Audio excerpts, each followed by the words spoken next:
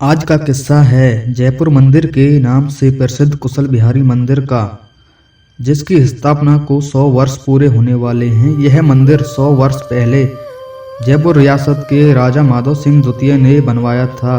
देश आज़ाद होने के बाद राजस्थान राज्य में देवस्थान विभाग का गठन किया गया और राजवाड़ों द्वारा बनवाए गए तमाम मंदिरों की देखरेख इस विभाग को सौंप दी गई। तब से देवस्थान विभाग ही इस मंदिर का संचालन कर रहा है। एटा जिले में जादौन राजपूतों की एक रियासत है, अमरगढ़। इस रियासत के शासक थे राव बुद्धपाल सिंह। बुद्धपाल सिंह की पुत्री थी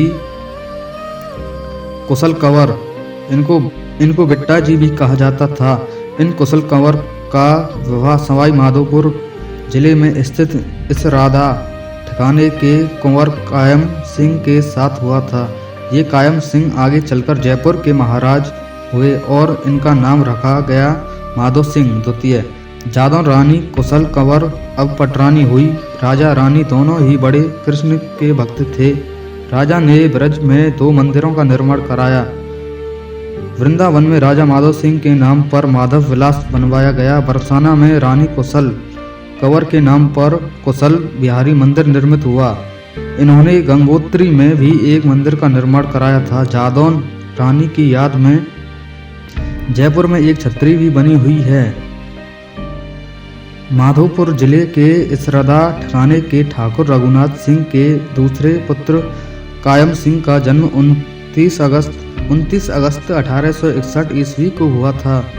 कायम सिंह ने युवा होने पर कुछ समय वृंदावन में बिताया और बाद में टोक के नवाब के यहाँ नौकरी करने लगे। उसी समय जयपुर के महाराजा राम सिंह का स्वर्गवास हो गया। कुंवर कायम सिंह को जयपुर रियासत का उत्तराधिकारी चयनित किया गया। 30 दिसंबर 1880 वे सवाई माधो सिंह द्वितीय के नाम से जयपुर के महाराज बने। ये बहुत ही धार्मिक प्रवृत्ति के राजा थे।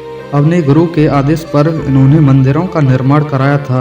महाराज के 5 रानियां थीं, पर कोई संतान नहीं हुई।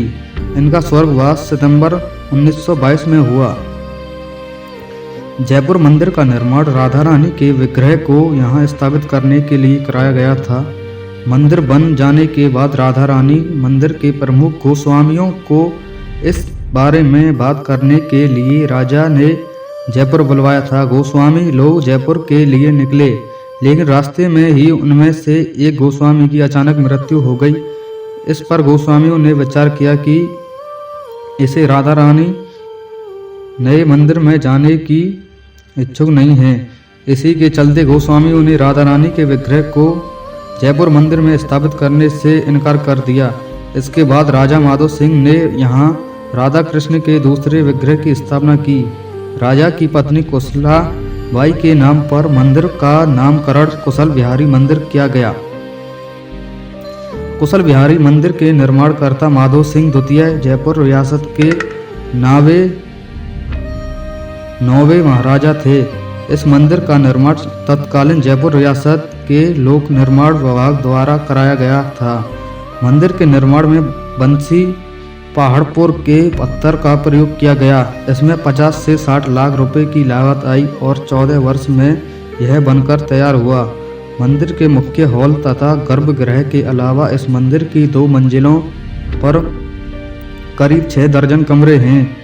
ये कमरे इस तरह बनाए कि हर कमरे से दूसरे कमरे में आवागमन हो सकता है।